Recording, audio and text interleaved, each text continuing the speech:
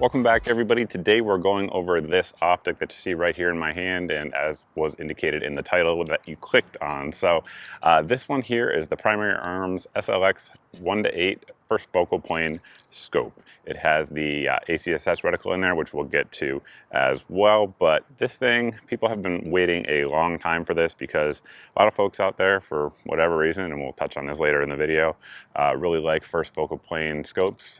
Also included in that would be these low power variable optics like this one. And previously, to get that capability, you were basically looking at 1:4s and 1:6 scopes, and most of those, almost all of those, are way higher priced than this one. So this one gives you the ability for 8 power magnification, and it comes in at a price point that's, as far as I know, way less than any other scope out there in the marketplace. So basically, we'll go over it here and then kind of go over the reticle, those sorts of things, some comparisons that I'm sure you guys are going to want to know about. Apologize if the wind is bad. I got a new fancy wind thing on, but it's January and I'm wearing a t-shirt, so I didn't want to miss the opportunity to enjoy the weather. So, all right, getting into the details on the scope. Back here we have our eye focus ring, and it has a ton of adjustment, more than I think I've ever seen on any low power variable optic. But what that's for is so that you can set the reticle so that it's clear to your eye, because everyone has different vision, different prescriptions, different levels of astigmatism, those sorts of things. So you can adjust it down to where it's good with what you see, and that way the reticle clarity is as good as it can be. So then moving forward, we do have our magnification adjustment lever. So one thing I do like about this one over some previous generations of primary arm scopes that we'll talk about here in just a second, is that it has this little knob here, this little lever. It's not a full lever like the Bushnell throwdown, for example, and I do like that one as well, but it's a raised portion that definitely gives you an indexing point for your fingers to push on, get some leverage. The actual movement is smooth. It's not so easy that it's going to accidentally bump off, but you don't have to fight it either. Has good knurling on the actual ring itself, which is nice. Again, just gives you a little bit easier time to handle it. The actual tube on the scope is 30 millimeters. So what's nice about that is, generally speaking, it's going to save you some weight. So this scope comes in under 18 ounces, which is pretty crazy. Again, there's a lot of very cool things going on with this scope. So the weight wise, it's definitely solid. Our turrets there are capped, which is nice in my opinion. Anything especially low power variable optics, again, this is one man's opinion, you want capped turrets so that way they don't accidentally get bumped, because generally speaking, for engaging at different ranges, you're going to be using the reticle for that, not so much dialing in a firing solution. So this one here, the actual adjustments are 1/4 MOA adjustments, and you have 50 MOA of adjustment both for windage and elevation. So that's a ton of adjustment for a scope like this. For sure, the same is true there on the top. The actual cap is a little bit shorter. Some of you guys may notice that on top, which is good for a couple reasons. Number one, if you're looking over the scope, like in the low ready, it's less obstruction. But the reason the one on the side is a little bit bigger is because it actually allows you to carry a spare battery in there. So it's a 2032 battery. They're pretty common at this point, and that's what this one takes. Over here on the left side, we have our illumination settings. So again, there's some pretty cool things going on there. We have good knurling, again, to adjust it as you see fit. Right now it's in the off position, but it does have 2 different night vision modes. So those of you guys out there who like to shoot through your magnified optics with nods, it has the ability to do so without completely washing you out and those sorts of things that you get when you don't have those night vision modes. It goes all the way up to 9 for the standard settings, and then it has what it calls their daytime settings. So daytime 1, daytime 2, those are really just their max brightness. Out here today, I'll tell you right now, it's on max brightness and the sun just peeked out from behind the clouds. You can definitely tell that it's on. But down in the 1x position, it's not quite as bright as what you'd get with a red dot.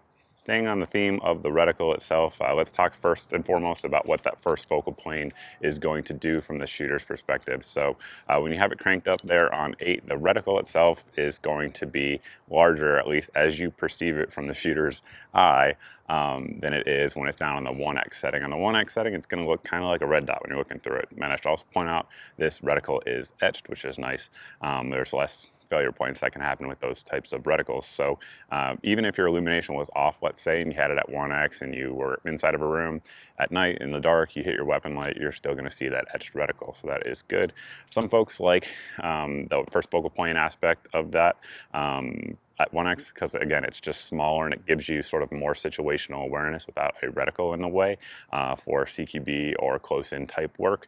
And then some folks like a little bit more detail when it's on the max magnification and first focal plane. Now there's arguments to be made on the other end of that for second focal plane as well. That's a video for another day. I will probably do that one day. I just need to remind myself when I do so. However, the reticle itself is the Raptor ACSS reticle. It's calibrated for 5.56, 223, and 308, 545 as well.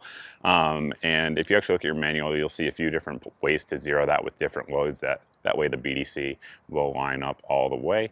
And getting into the reticle, we'll sort of break it down here. The outer edges there on the actual donut that goes around the reticle itself, that is designed for a lead. So if somebody is running, again, according to military doctrine, somebody running with a weapon, they're generally speaking moving at 8.6 miles per hour. That is what that's calibrated for. It's not a random distance.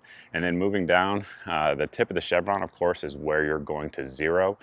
You zero your rifle for the load that you have, again, according to the manual. But typically that's going to be at 100, and then you're going to use the BDC features of the reticle from there moving down.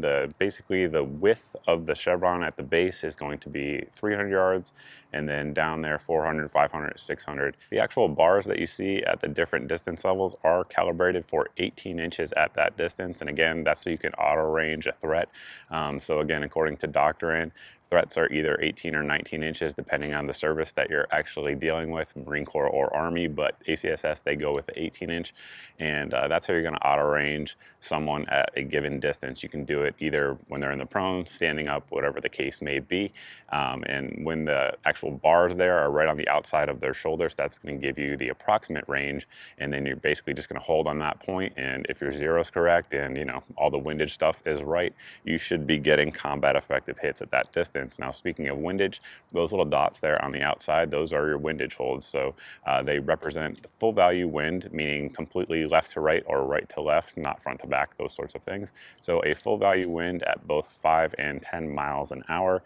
So instead of having to hold off in space like you have to with a lot of BDC reticles out there, this one gives you something to hold on. And even if your wind calls a little bit off, like let's say it's blowing at 10 and you were holding on 5, you'll be able to see your impact and adjust accordingly and just bump it over, make that next shot. By this point in the video, I'm sure there's lots of folks posting down in the comments section saying, how does it compare to the 1:6 without even watching the full video? Shame on you. However, we'll go over that here real quick. Obviously the 1:6 is going to give you less magnification than you're going to get here with the 1:8. In theory, the eye box will be a little bit tighter on the 1:6.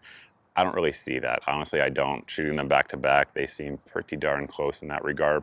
Weight is about the same. The 1:6 is actually a touch longer for what it's worth, and I think it weighs 0.1 ounce less. But essentially for, practical purposes, weight and stuff are going to be the same on that one. Both of them use the 30 millimeter mounting system, which is great because they're very common out there. And you guys can see I actually threw a lever on my 1:6 here Raptor simply because it doesn't have this little button here, and it aided me in terms of moving magnification quickly. But this is a great scope. It's been around a long time. This is offered in different calibers though than this one is, at least as of right now. So this, of course, this one has the 5.56 that I'm holding in my hand, 308 545 by 39 reticle in it, just like this one does. However, this is also offered in a 300 blackout and 7.62 by 39. If you guys are interested in that, this is the one to go with there. This one's also going to be a little bit cheaper. The 1:8 is just a little bit more expensive. And of course, it gives you extra magnification. Now, if you're looking for like aberration and those sorts of things in the different blasts between the two, really can't tell any difference, particularly when you have the 1:8 out to 6 power magnification. And anytime you bump up magnification on a scope. As you get to the higher settings, you're gonna see, particularly in non-$5,000 scopes, you're gonna start seeing some aberration around the edge. You do have some with this that is a little bit more, I would say, than you have on max magnification with the 1:6, but again, you're getting more magnification, so that's probably why. When you're actually firing it, looking at the target, you're not going to notice it. At least I never notice it anyway. Brightness levels between the two seems to be exactly the same. I don't see any difference, one being more quote-unquote daylight bright than the other. So there is that. And then folks will ask, well, how does it compare to the 1:8 second focal plane? Well, it's bigger. So this is the Gen 3 1:8 second focal plane scope, and it's bigger. The first focal plane is, of course, and it has better glass. So as a broad general statement, when you're going to go with first focal plane, particularly on low power variable optics, this doesn't so much apply when you get into higher magnifications, but in order to get your image correct, you have to have better glass with first focal plane than you do with second focal plane. So in terms of clarity, the first focal plane is definitely better. There's no getting around it. However, the Gen 3 Primary Arms stuff is pretty darn good too. So again, it's kind of, it's very, very fine hairs that you're splitting there between the two, because both are good, both have advantages. Of course, the one thing with the second focal plane to remember versus first focal plane, with second focal plane, your actual BDC, range estimation, all of that stuff is correct when you have it on max magnification, whereas with the first focal plane, it's correct throughout all magnification levels. So that's something to keep in mind as well. And then people will say, well, how does it compare to their 1:8 Platinum, which we have here? Well, big differences between the two. The 1:8 is made in Japan. For those that don't know, this one is made in China. For those of you guys that are concerned with that, very different turret styles, different illumination. Everything's different. This is a 34 millimeter tube. This is a 30 millimeter tube. This thing's much heavier. However, I will tell you, in terms of clarity and those sorts of things, this is a better scope, but it should be, right? It should be. It's more than double the price of this one. So it just sort of depends what you want. If you want the 1:8 capability, but on a budget and lighter weight, then this is probably the one to go with. If you want the, absolute ruggedness that you get here with the Primary Arms Platinum series and the better glass, the HD glass that has, then and the money's not an issue to you, well, then that's the one to go with for sure. But this one will get the job done most of the time for most folks out there. Before we finish the video up, I think I may have misstated something earlier. On the 1:6, the eye relief is a little bit different than the 1:8. Eye box is pretty similar. However, the eye relief on the 1:6 is a little bit more generous. You can kind of mount it a little bit more forward, say like on an AR or something like that, than you can here with the 1:8. Again, just wanted to clarify that in case I stated that earlier in the video. But this scope, it's been great. We've had zero issues with it. The BDC reticle, it really works. I was very skeptical of BDCs. I've said this in a lot of different videos before I started using the Primary Arms stuff, because a lot of them are off. That's just a fact. And Dimitri, who designs the ACSS reticles, goes into great detail and goes to great lengths to get these things right. A lot of testing goes into them before we actually, or before rather they actually bring them to the market. And this is one of those tested models. I've had this in rather for months, a long time before they were actually released, just to make sure that out in the field and those sorts of things, other folks weren't having issues with them like myself, and we've had zero issues with the scope at all. It's a great shooter. Again, for the money, it's fantastic. Speaking of the money, this thing comes in, at least as of right now, sub $500. From what I've seen looking around the market, there's nothing that can compete with it in terms of a 1:8 first focal plane scope out there, period. And then you add in the Raptor Reticle, which is fantastic, and I think they're going to sell a ton of these. And in fact, as I just looked at this to verify the price right before making this video, it looks like they're actually sold out. However, they're supposed to be in a couple weeks or something like that. So you can place your order and they will just send one out to you as soon as it comes in. Of course, if you're watching this out in the future, it's probably in stock and you can just place your order. If you use the link that's either in the video description as you watch this or down below pinned in the comment section, you will also get a free mount or free rings, which is something that I have arranged with the folks over at Primary Arms, just for my audience to get a little bit additional benefit there for that. But if you guys have any questions about the scope, by all means, you can post those down below in the comment section as always. However, if you need an answer, absolutely need an answer, the best place to reach me is over at my Facebook page, simply because I don't always see all the comments here with the way YouTube plays videos these days. It is what it is. I don't control the platform, so that is how it is. Speaking of not controlling the platform, if you guys are subscribed here, thank you very much. If you're not subscribed here, please go ahead and hit that subscribe button. Make sure you hit the notification bell. If you've done that and you're still not seeing at least three videos a week rather here on the channel, please sign up for my email list. I just send out max 1 email a week, and generally not even that because I forget.